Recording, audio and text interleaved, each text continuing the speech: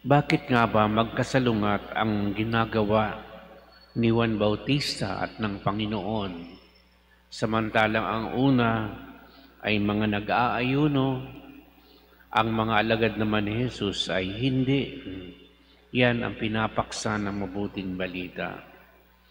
Ang pag-aayuno, mga kapatid, ay isang napakagandang disiplina. Ito ay nakagawian lalo na sa lumang tipan. At si Juan Bautista ang huling propeta na kumakatawan sa lumang tipan. Kaya sila talaga'y nag-aayuno ayon sa kaugalian o practice o kultura ng pananampalataya na meron sila noon. Pero si Kristo, siya ang bagong katuruan. Siya ang kumakatawan sa bagong tipan. Kaya nga sabi ng Panginoon, hindi mo pwedeng pagsamahin yung luma at bago. Kailangan bago sa bago. At ang kumakatawan siyempre sa bago at bagong katuruan ay si Jesucristo.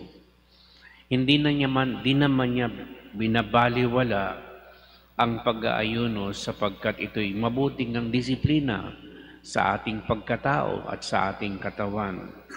Sa katunayan, sabi niya, paano mag-aayuno ang mga tao, ang mga panauhin, kung kasama pa nilang ikinasal ng lalaki? Inutukoy ng Panginoon na siya ang lalaking ikinasal. Na parang sinasabi niya, kapag kasama natin ang Diyos, paano naman tayo mag-aayuno at didisiplinahin ang ating katawan? At ito'y may kinalaman sa langit. Kapag tayo ay nasa langit na, kasama ang Diyos, di naman na tayo mag-aayuno doon. Hindi na kailangan pa magtimpi ng ating mga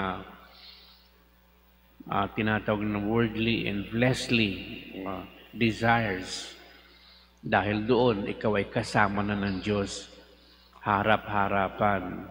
Pero kapag nawala na ang lalaking ikinasal, saka lamang mag-aayuno. Nang ibig sabihin din, kapag tayo pumasok na sa kasalanan, doon natin kailangan ang pagtitimpi, pagdidisiplina ng ating katawan, ng ating isip at kalooban upang mabumuhos ang bagong alak dahil tayo nagiging isang bagong sisidlan at kailangan na ibuhos ang bagong alak, ang biyaya ng Panginoong Hesukristo.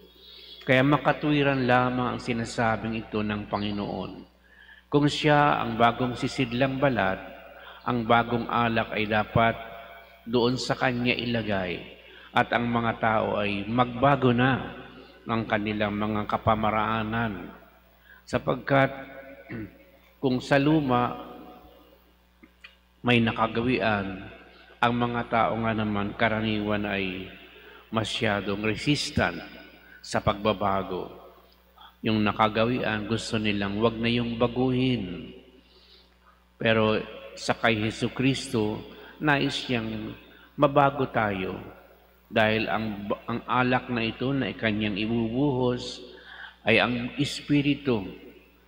At siyempre, kung marumi ang katawan dahil sa kasalanan, paano niya maibubuhos sa mga kaloob ng Espiritu sa ating buhay, sa ating pagkatao, at sa ating kaluluwa? Marapat lamang na tayo ay maging isang bagong sisidlang balat, pinagpipinago ni Kristo, at handang tanggapin ang mga biyayang ipagkakaloob niya sa atin. Kaya, pagkamat hindi niya tinatatwa ang kahalagahan ng pag-aayuno, dahil may panahon na kailangan talagang mag-ayuno ang tao, sinasabi niyang masigit na tayo ay palaging nagbabago. Dahil ang pagbabago ay isang kalakaran sa mundo. Hindi pwedeng manatili na lamang tayong stagnant. Walang nangyayari sa ating buhay. Kailangan natin mag-improve sa maraming bagay, lalo na sa buhay espiritual na buong-buo na nais ipagkaloob ng Diyos sa atin.